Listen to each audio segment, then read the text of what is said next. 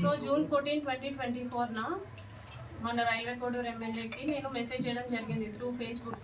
Congratulations sir అని చెప్పేసి ఆయన థ్యాంక్ యూ అని చెప్పి ఫస్ట్ డేనే నాతో 2-3 hours స్టార్ట్ చేశారు. లైక్ నైట్ 11:30 ఆ టైం వరకు స్టార్ట్ చేశారనమాట.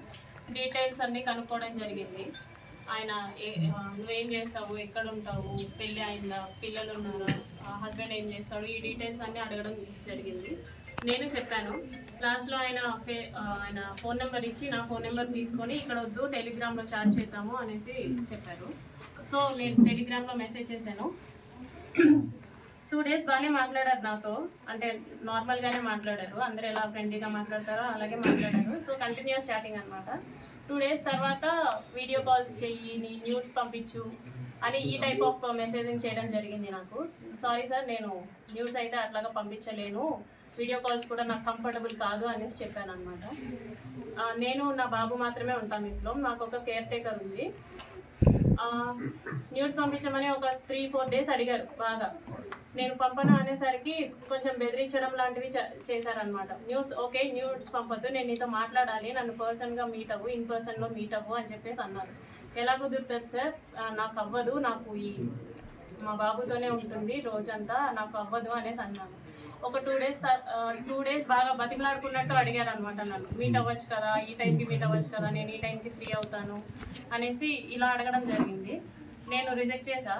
ఆ తర్వాత కొంచెం ఆయన అధికారం చూపించడం లైక్ నేను రైల్వే కోడూరు ఎమ్మెల్యేని, నా కోడూరు ఇది ప్రస్తుతానికి, నువ్వు ఇక్కడే జాబ్ చేస్తున్నావు, నీ ట్రాన్స్ఫర్ కూడా నా చేతిలోనే ఉంటుంది, నీ ప్రమోషన్స్ కూడా నా చేతిలోనే ఉంటుంది అని ఈ టైప్ ఆఫ్ మాటలు మాట్లాడడం స్టార్ట్ చేశారనమాట. నాకు అర్థమైంది, సార్ మీరు ఎంత చెప్పినా సరే నేనైతే కలవడం జరగదు అనేసి నేను చెప్పాను. ఆయన ఫోర్స్ చేస్తూనే వచ్చారు. నేను ఈయనకి ఫోన్ కాల్స్లో మెసేజెస్లో చెప్పడం అర్థం కావట్లేదేమో అని చెప్పేసి నేను కలుస్తాను. జూలై 9th కలిశాను. For the first time July 9th కలిశాను.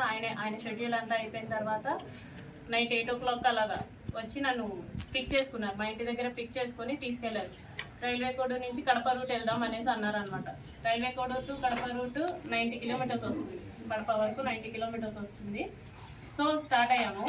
మా బాబుతో మా కేర్ టేకర్ ఉంది. ఇన్ ద మీన్ వైల్లో ఆయన మళ్ళీ ఎందుకు కలవని అంటున్నావు, ఎందుకు మెసేజెస్కి అలా రెస్పాండ్ అవుతున్నావు, ఎందుకు అంత పొగ చూపిస్తున్నావు అని చెప్పేసి ఈ మాటలు మాట్లాడారు. రాజంపేటకు వచ్చేసరికి రాజంపేట టు బాక్రాపేట మధ్యలో ఒక విలేజో మరి ప్లేసో నాకు ఐడియా లేదు, అక్కడ ఆపారనమాట. ఆపిన తర్వాత నేను ఎందుకు ఆపారండి అంటే, ఎందుకు నువ్వు నాతో సరిగా ఉండట్లేదు, ఎందుకు నేను అడిగినవన్నీ చేయట్లేదు అని చెప్పేసి కాన్వర్సేషన్ స్టార్ట్ చేశాను. లేదండి, నేనైతే ఆ టైప్ కాదు, నేను ఇక్కడ 5 years నుంచి ఉంటున్నాను, నేనైతే ఆ టైప్ కాదు, నేనేంటో నా జాబ్ ఏంటో అన్నట్టు ఉండేదాన్ని అనేసి నేను చెప్పాను. నువ్వు నాకు సెక్షువల్లీ కావాలి అనేసి ఆయన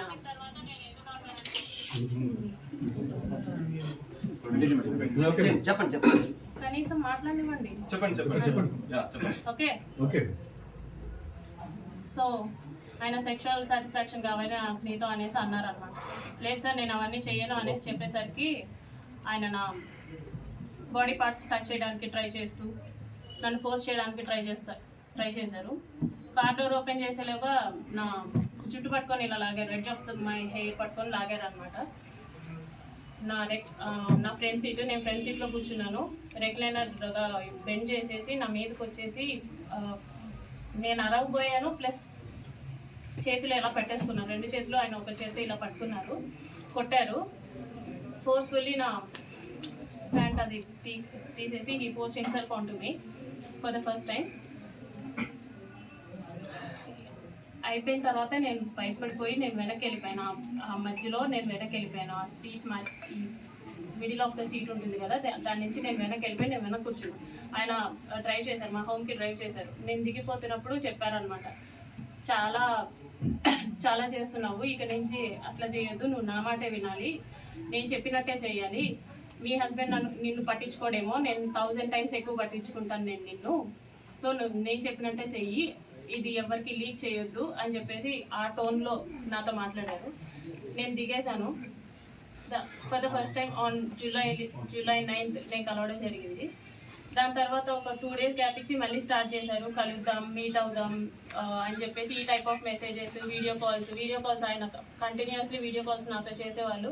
ఆయన ఏం చేసినా సరే నేను అతనితోనే ఉండాలి అనుకునేవాళ్ళు అనమాట. ఈవెన్ తింటున్నా, వాళ్ళ పీపుల్స్తో మాట్లాడినా, స్నానం చేసినా, రెడీ అవుతున్నా నేను అతనితోనే ఉండాలి అని ఒక మరి శాడిజమో ఏమంటారో నాకు తెలీదు, తను అలా కోరుకునేవాడు అనమాట. ఏమన్నా అంటే నీకు ఒక బాబు ఉన్నాడు, నువ్వు అది గుర్తుపెట్టుకో, నువ్వు అది మర్చిపోతున్నావు, నీకు ఒక బాబు ఉన్నాడు, నువ్వు మాత్రమే ఉన్నావు, అది మాత్రం గుర్తుపెట్టుకో అనేసి అనేవాడు. నిజమే, నాకు పేరెంట్స్ లేరు, నాకు మమ్మీ డాడీ ఇద్దరు లేరు. మా ఫాదర్ జాబ్ వచ్చింది నాకు. నా ఫస్ట్ స్టేషన్ రైల్వే కోడూరులోనే. నాకు ఒక తమ్ముడు ఉన్నాడు, కానీ దూరంగా చదువుకుంటున్నాడు వాడు. మా హస్బెండ్ వచ్చేసి సాఫ్ట్వేర్, ఆయన దూరంగా ఉంటాడు నాకు. నా బాబు నేను మాత్రమే ఉంటాం. ఆయనకు అది బాగా ఆసరా అయింది. నా గురించి ఫుల్ డీటెయిల్స్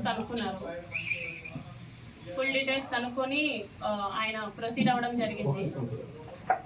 చాలా డామినేషన్ చేసేవాళ్ళు, చాలా డామినేటెడ్గా ఉండేవాళ్ళు అనమాట. ప్రతి విషయంలోనూ చిరాకు పడ్డం, ఇలా ఎందుకంటే ఈ టైప్ ఆఫ్ రిలేషన్షిప్, ఈ టైప్ ఆఫ్ ఫోర్స్డ్ రిలేషన్షిప్లో నేను ఎందుకు ఉండాలి అని చెప్పేసి నేను అడిగినప్పుడు, నాకు నువ్వు ఇలాగే కావాలి, నాకు నువ్వు ఇలాగే ఉండాలి అని చెప్పేసి బెదిరింపులు, గట్టిగా మాట్లాడాలు, పొగరు చూపించడాలు, ఏమన్నా అంటే ఆఫీస్లో ఒక ఎంక్వైరీ వేస్తాను అనేసి అంటారనమాట.